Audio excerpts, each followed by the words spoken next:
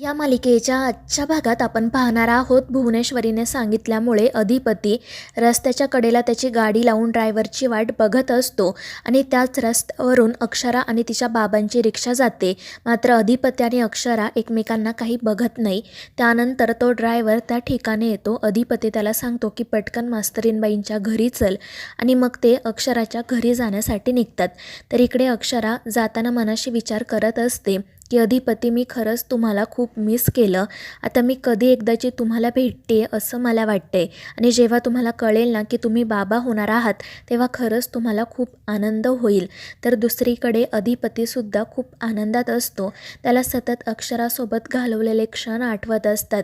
तर दुसरीकडे चारुहास सर आणि आजी देवळात जाण्यासाठी निघतात आणि जेव्हा त्यांची गाडी बंगल्यातून बाहेर पडते त्यानंतरच अक्षरा आणि तिचे बाबा बंगल्यामध्ये येतात.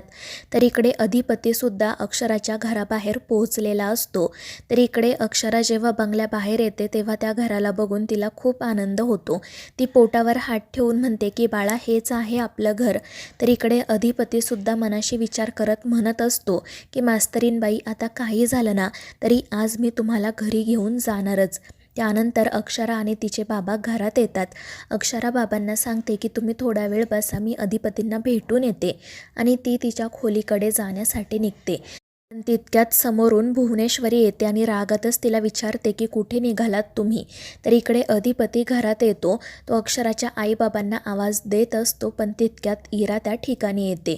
ती विचारते की जेजू, तुम्ही इकडे कुठे? तर अधिपती म्हणत असतो की मी मास्तरीनबाईंना भेटायला आलो होतो, पण तुम्ही इथे कशा? आणि त्यावर ती नाटक करत सांगते की आज संक्रांत आहे ना म्हणून मी आले. त्यानंतर मग ती अधिपतीला पाणी देते, तिळगुळ देते. तर अधिपती सगळ्यांची चौकशी करतो आणि विचारतो की सगळेजण कुठे गेले. तर इरा सांगत असते की ते सगळेजण संक्रांत साजरी करण्यासाठी बाहेर गेलेत. ताई तर सकाळपासूनच घराच्या बाहेर आहे. तिचा मित्र आला आहे ना परदेशावरून, ती त्याच्यात सोबत असते आजकाल. आणि ते ऐकून अधिपतीला वाईट वाटतं. तर इरा अधिपतीला अक्षराबद्दल वाटेल ते सांगायला सुरुवात करते. ती म्हणत असते की जेव्हापासून ताईचा मित्र आला आहे ना तेव्हापासून ताई त्याच्यासोबतच असते. ते दोघेजण एकदम बेस्ट फ्रेंड आहेत, कारण लहानपणापासून ते एकत्रच होते ना, एकत्रच शाळेत जायचे, एकत्रच डबा खायचे आणि त्यानंतर त्यांनी एकाच कॉलेजला ॲडमिशन घेतलं. काहींना तर असं वाटत होतं की तेच दोघेजण लग्न करतील, मात्र तसं नाही झालं. ताईचं लग्न तुमच्यासोबत झालं ना. आणि मग ती स्वतःहूनच म्हणते की अधिपती जेजू, तुम्ही उगाच मनात वेगळा विचार आणू नका बरं का.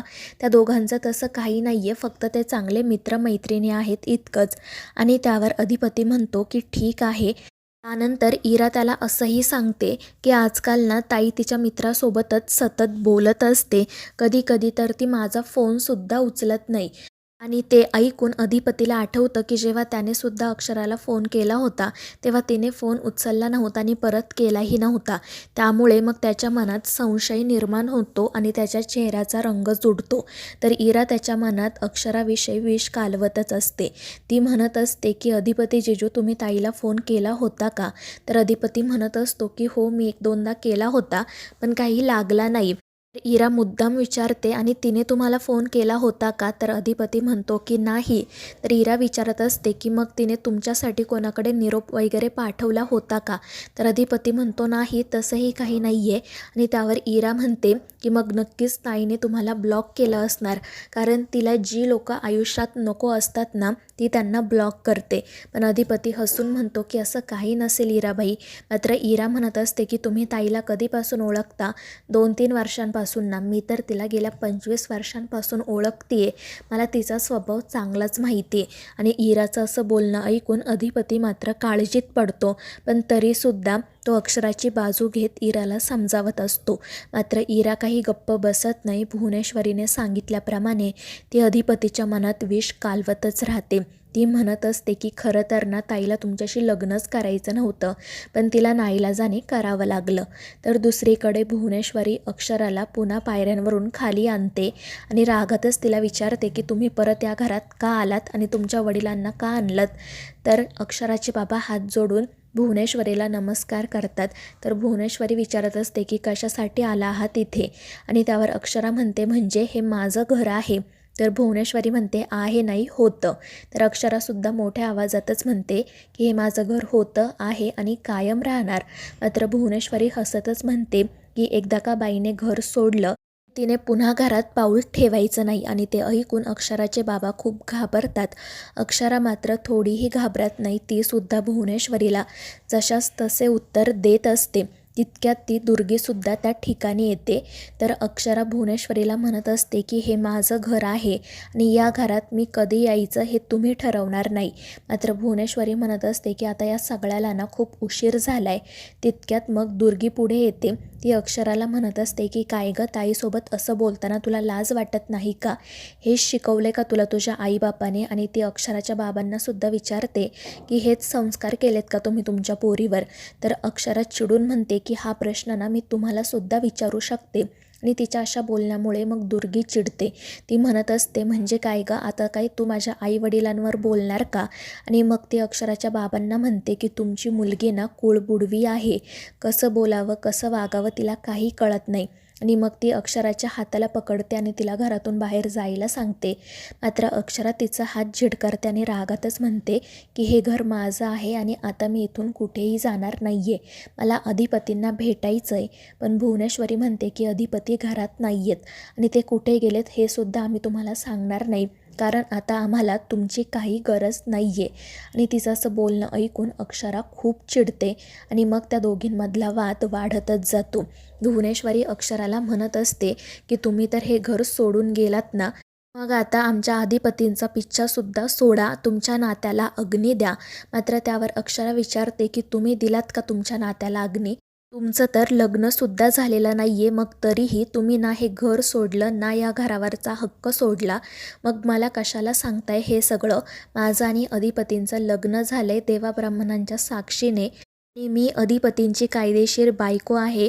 या घरावर माझा हक्क आहे, त्यामुळे मी इथून कुठेही जाणार नाही.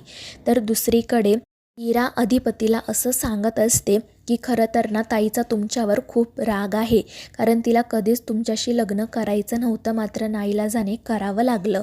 आणि ते ऐकून अधिपती विचारतो म्हणजे नक्की काय म्हणायचं आहे तुम्हाला?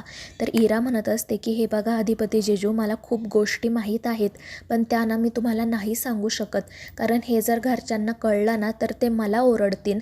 मात्र अधिपती म्हणत असतो की असं काही होणार नाही, तुम्हाला जे बोलायचं आहे ते स्पष्टपणे बोला. आणि त्यावर मग इरा त्याला असं सांगू लागते, तुमच्यासोबत लग्न करून ताई कधीच खुश नव्हती.